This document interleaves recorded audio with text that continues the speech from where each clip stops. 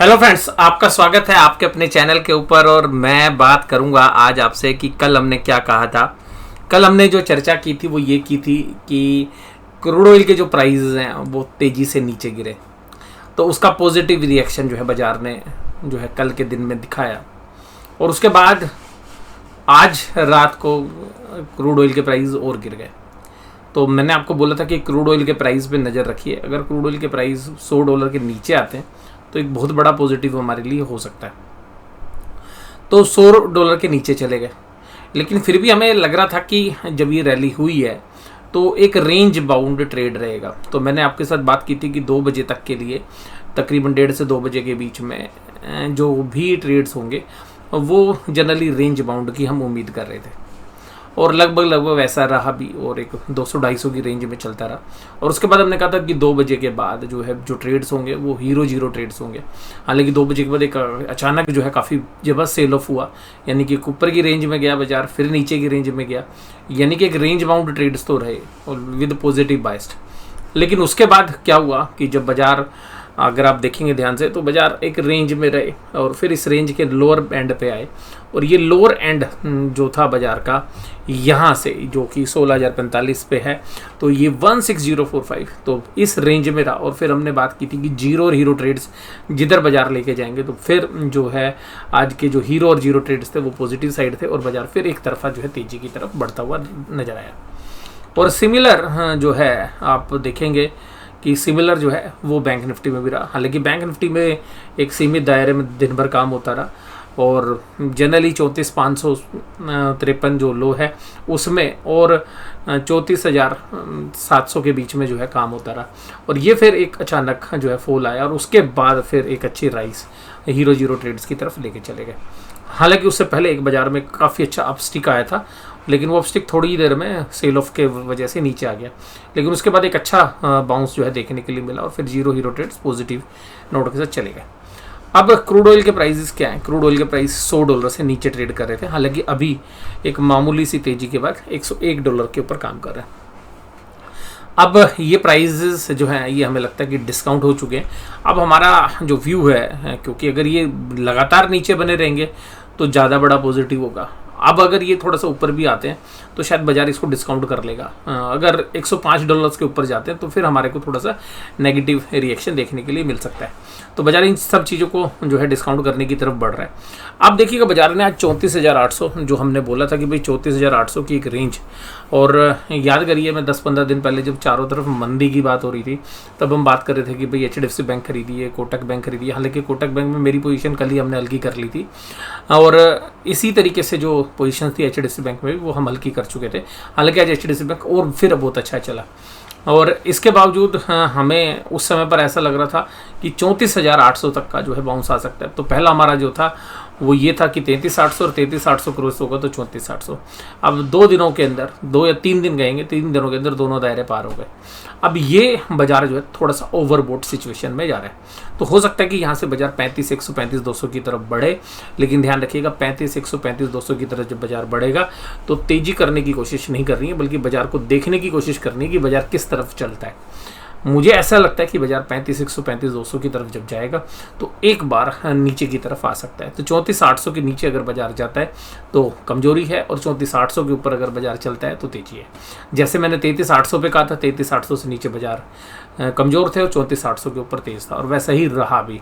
तो अभी भी मेरा यही व्यू है कि अब हम 1000 पॉइंट ऊपर आ गए हैं तो बाजार थोड़ा सा ओवरबोट सिचुएशंस में है। तो बाजार जरा थोड़ी बहुत सांस भी लेता है, आगे अगर चलना भी होगा तो भी, और वैसे भी बाजार क्योंकि एक तरफा चला है तो ओवरबोट सिचुएशन में है। तो मुझे लगता है कि थोड़ा सा एक पॉजिटिव ओपनिंग के बाद बाजार कल 34,800 के आसपास ही रहे, और अगर 34,800 ब्रीच करता है तो इसके नीचे भी एक लेवल्स हैं जो 34,600, 34,650 के आसपास बनते हैं।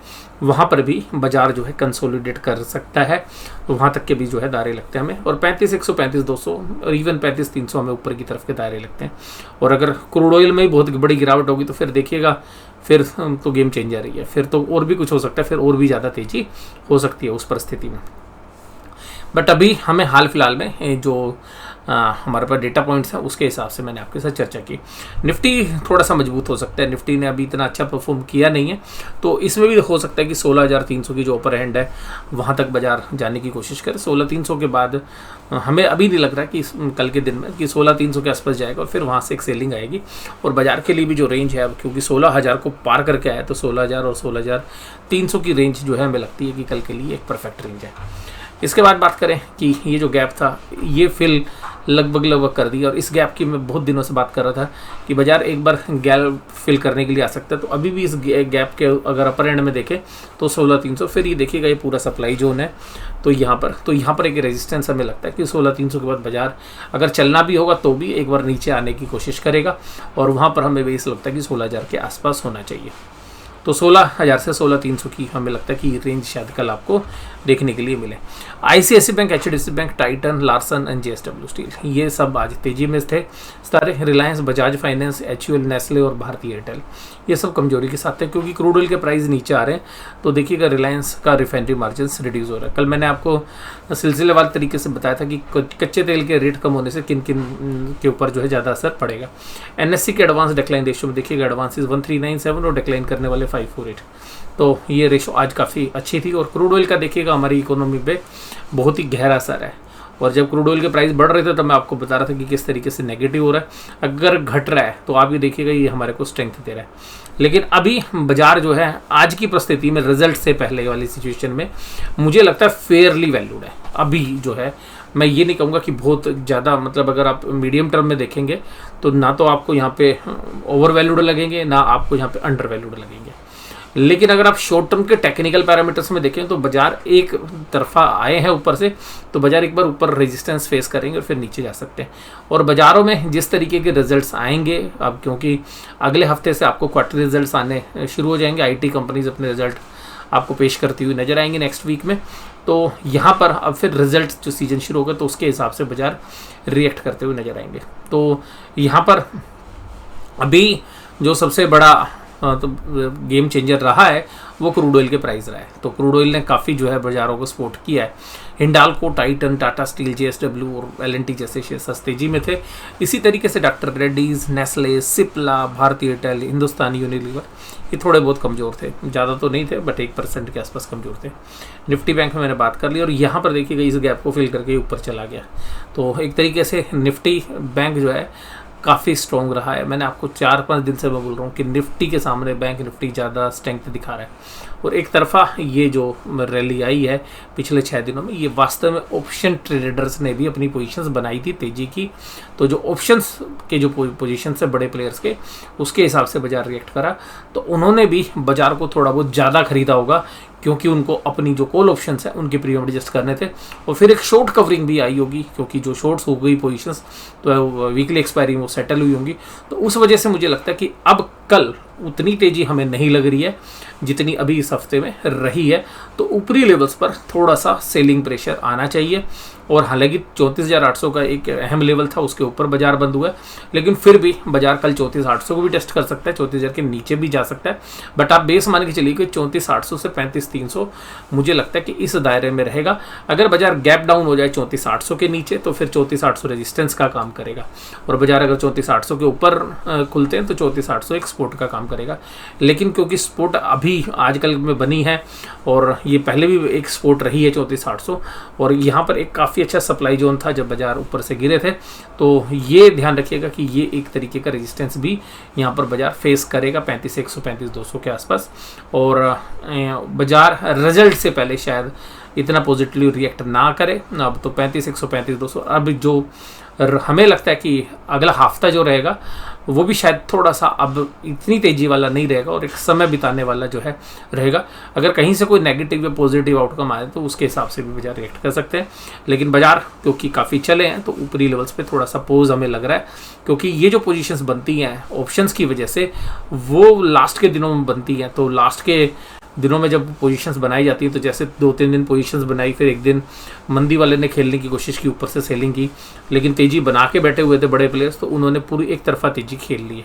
तो ये इस तेजी को बनाने के लिए उन्होंने बहुत सारे शेयर्स खरीदे होते हैं। तो जनरली क्या होता है कि जब बाजार ऊपर की तरफ जाता है तो अगले दिन वो अपने शेयर्स को ऑफलोड करते हैं, लेकिन ऑफलोड एक तब तो करेंगे नहीं, तो पहले बाजार को और ऊपर लेके जाते हैं जिससे कि माल बेचना आसान हो जाए। तो ये हो सकता है कि 35 से 135 200 की तरफ कल बाजार बढ़े और फिर वहां से आपको सेलिंग प्रेशर देखने के लिए मिले।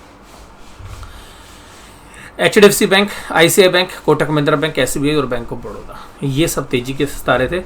Punjab national bank, IndusInd bank, RBL, ICICI bank, Kotak Mahindra bank, ये सब तेजी में थे आज। इसके अलावा FIIs ने आज भी बेचा है, DIs ने आज खरीदा, लेकिन FIIs की वो सेलिंग नहीं है अब जो पहले हो रही थी, और उसी का फ़ायदा जो है हमारे यहाँ पे जो ऑपरेटर्स हैं वो उठा रहे हैं। और आज की जो तेज़ी है वो FIIs की सेलिंग घटना ही जो है हम मानेंगे ज़्यादा, कि भाई FIIs ने देखिएगा पिछले 5 दिनों में जो सेलिंग की है वो काफ़ी कम है। यानी कि अगर आप पिछले 2 दिनों की सेलिंग देखें, शुरू में तो उन्होंने सेलिंग की, लेकिन ये सारा माल ऑब्जर्व कर लिया ऑपरेटर्स ने, और फिर देखिएगा अगले 2 दिन, एक दिन वो बायर बन गए, फिर एक दिन सेल किया, तो अल्टीमेटली सेलिंग प्रेशर जो है अब FIIs की तरफ से नहीं आ रहा है। लेकिन अब जैसे ही बाजार ऊपर की तरफ दोबारा से आ रहे हैं तो जनरली ऐसे लेवल्स पर अगर FIIs हैं वो दोबारा से सेलिंग करने आ सकते हैं। लेकिन एक तरीके से हमारे लिए क्रूड ऑयल का जो बेनिफिट है वो हमारे को मिल रहा है। क्रूड ऑयल के प्राइस अगर ऊपर की तरफ जाएं, $105 के ऊपर जाएं, तो फिर आप मानिएगा फिर दोबारा से सेलिंग प्रेशर हम देख सकते हैं। और अगर $110 या $115 के पास जाएंगे तो फिर बाजार जो है दोबारा से माइनस हो सकते हैं। तो क्रूड ऑयल के प्राइस पर जो है विशेष नज़र रखिएगा जब तक आपको रिजल्ट देखने के लिए नहीं मिलते। और बाकी जो आज की फिगर्स नहीं है, पुट कॉल रेशियो आज दोबारा से काफ़ी मजबूत हुई है, लेकिन ये लगता है कि क्योंकि जो आज तेज़ी थी उस कंटिन्यूशन में थी, तो अगर इसका रिवर्सल आएगा तो फिर ये जो है शायद वीक हो जाए, क्योंकि फर्स्ट डे है तो मैं इसको ज़्यादा इंपॉर्टेंस दे नहीं रहा हूँ। तो ये वीकनेस अगर एक्सपायरी से 1 या 2 दिन पहले होती, जैसे कल मैं बात कर रहा था, तो मैं इसको काफ़ी अच्छी पुट कॉल रेशियो मानता, एक मजबूत मानता। हालांकि है अभी भी मजबूत, लेकिन मुझे लगता है कि आज ये मजबूत शायद लोगों की पोजीशंस रिवर्स कराने के लिए है, क्योंकि जो बड़े प्लेयर्स हैं वो तेज़ी के अंदर मंदी खेल जाते हैं और मंदी में तेज़ी। जब बाजार पूरा मंदे की बात हो रही थी और सब लोग कहते थे कि भाई नीचे जाएगा, तब मैं कह रहा था भाई ज़्यादा मंदी की आप मत प्ले करिएगा। और उस समय पर हमने आपके साथ खरीदने की भी जो है सलाह दी थी कि इस तरीके के बाजार में आप एक टेक्निकल बाउंस बैक भी आएगा और बाइंग अपॉर्चुनिटीज़ भी है। अगर आपने वहाँ पे कुछ माल खरीदा है तो अभी आप जो है उसको ऑफलोड कर सकते हैं। अगर आपने बैंकों के कुछ शेयर्स लिए हैं तो बैंकों के शेयर्स में अच्छे प्रॉफिट्स हैं, हो सकता है कि अभी और भी चले। जैसे मैं आपको खुद बोलूँ कि मैंने कल बेच दी है, जबकि आज थोड़ा और बेचता तो और थोड़ा ज़्यादा प्रॉफिट होता। तो ये तो देखिएगा मार्केट में चलता है। और हालांकि मैं चाहता तो ट्रेलिंग स्टॉप लॉस भी लगा सकता था, बट मैंने ये डिसाइड किया कि अभी सेल कर लीजिएगा, ओवरनाइट रिस्क ना लें, क्योंकि एक क्रूड ऑयल के प्राइस घटने की वजह से बहुत अच्छी तेज़ी जो है कल भी हुई थी। लेकिन आज जो तेज़ी थी वो HDFC बैंक की वजह से जो है बैंक निफ्टी ने लीड किया है। और आपने देखा भी होगा ICICI बैंक और HDFC बैंक ने ही जो पूरा दम दिखाया है। इसके बाद अगर बात करें कि भाई ऑप्शन चेन के डेटा क्या है, तो ऑप्शन चेन अब बराबरी पे है। अब ऑप्शन चेन में देखिएगा कॉल राइटर 16,200 पे और 16,300 पर एग्रेसिव है।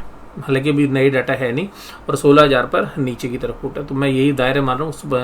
15,900 15,930 पर भी एक अच्छी सपोर्ट है टेक्निकली, तो वहाँ तक अगर हम देखें तो अब ये रेंज आप मान लीजिएगा। वैसे तो नैरो रेंज मुझे लगता है 16,000 से 16,300 है, थोड़ा सा ब्रॉडर लेंगे तो 15,900 से 16,300, जहाँ पे 26,667 कॉन्ट्रैक्ट आज ऐड किए गए हैं कॉल साइड में।